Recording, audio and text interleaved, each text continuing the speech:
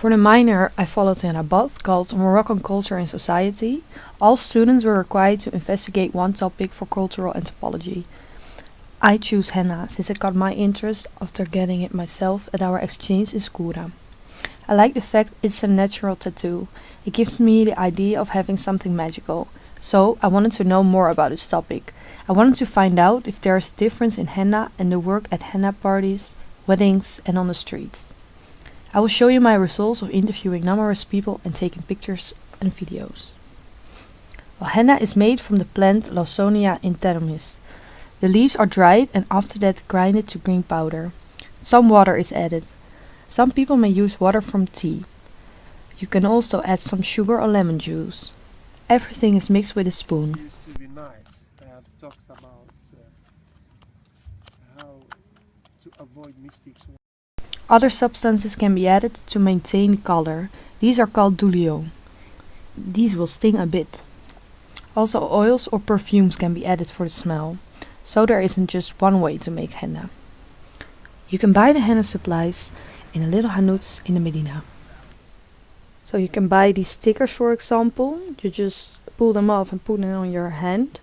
And it makes it very easy to apply the henna in all sorts of designs. But the artist says, yeah, that's only for lazy people. And of course they also sell the syringe. These are the plastic ones. They cost around 7 dirhams. And you also have the ones from glass. And they also sell henna for your hair, which is a bit less aggressive than the henna for your skin. And on this package you can see the Berber signs as well. And of course they sell the henna for your skin. The right one I've got, and the left one says 100%, which says something about the quality, about the strength of the dried leaves. And of course they also sell the tubes. These tubes have the pre-made henna. The upper one is the green or orange one and the black one is from India.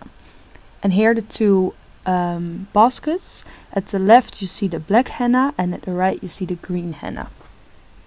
The green or Moroccan one is the most popular since it's cheap and healthier than the black one from India.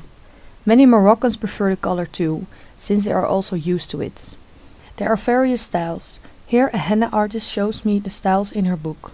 Galigi, ja, dus met alle bloemen. En dit is Sahara. Ves. Het is hetzelfde als wat ik heb.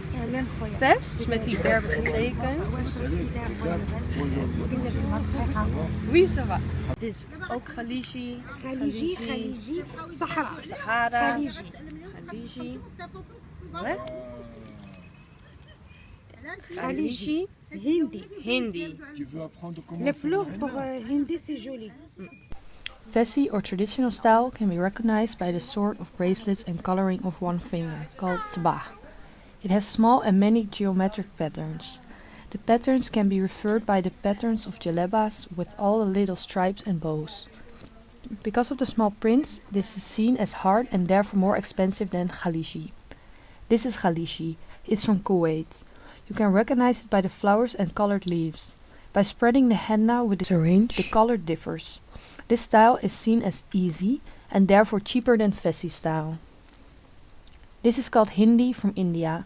This style consists of big flowers without colored leaves. The flowers stand for nature. And this is Sahara style. It is called the wet style since it has thick stripes. This doesn't mean the styles are fixed too. Currently it's more fashionable to mix the styles, so you can have some flowers mixed with Galigi like here. To have only a bit of henna is trendy, like the sabah or one toe or one hand or one foot.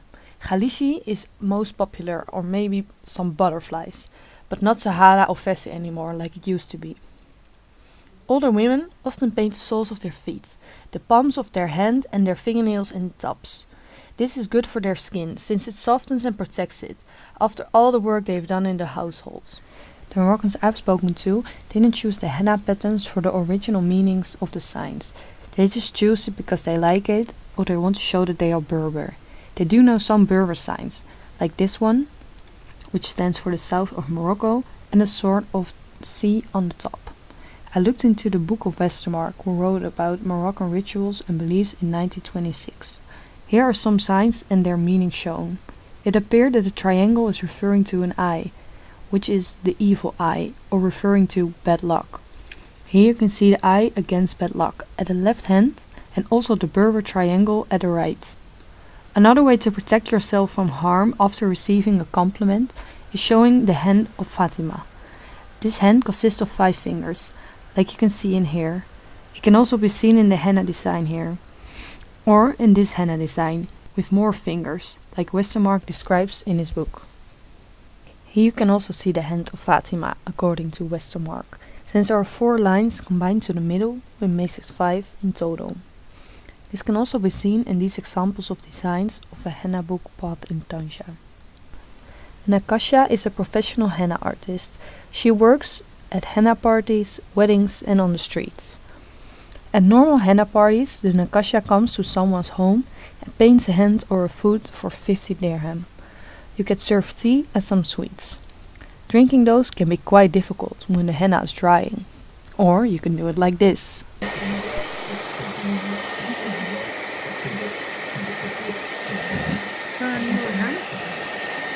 The Nakasha just wears her normal clothes on these days. If there is a special occasion, such as 1 or 2 days before the wedding, there is also a whole meal served. The friends, close family and neighbors of the bride are invited. A foot covered with henna is according to the rituals only for married women. Some brides want their whole feet and hand painted with Vessi traditional style. The Nakasha working on that day gets some money of the guests when she puts the henna on the bride, or she gets some sugar and milk on little plates. This is Samira. She works at a lot of weddings. She's quite known for her henna skills and was also asked to go to the embassy in Thailand to apply henna. Nowadays, most brides don't want that much henna anymore, so they can get henna at their wedding instead of a day before their marriage. The Nakasha comes to the wedding in a nice Moroccan dress like this blue kaftan, and she paints one hand or finger or foot during the wedding. Sometimes they also put some glitter on it, called brio. The bride sits in a chair and leaves the henna to dry.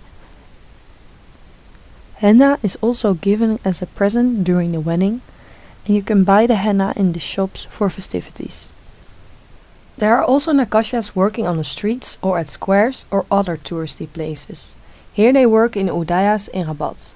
Their clients are tourists from Morocco, internationals or people living in Rabat. There is a man who watches the women to see if everything goes alright. Here you see the black henna, which isn't used a lot apart from tourists.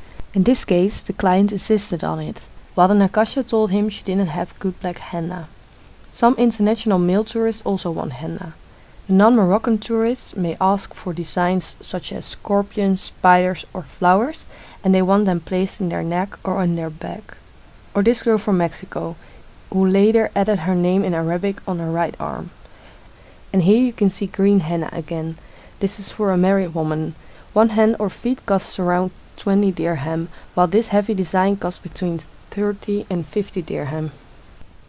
The Nakashas know how to do all kinds of styles. You just show a picture on your mobile or take a look in her book. This doesn't mean these Nakashas only work there. They can also work at weddings or henna parties. An important characteristic for the Nakashas who normally work on the streets is that they don't have many fixed customers. What is different from the Nakashas who usually work at henna parties or at weddings, because they know their clients through friends and family, and since they know many people, they also know a lot of gossip. You can also find them via the wedding gift shops or the fancy dress shops. All women said they really liked their job, because it was something magical and also a nice way to talk to people. They can earn money with their hobby, so to say. Most of them learned it from an early age. They see it as an art and come into a sort of flow when they work. However, if the clients weren't nice, they didn't like it.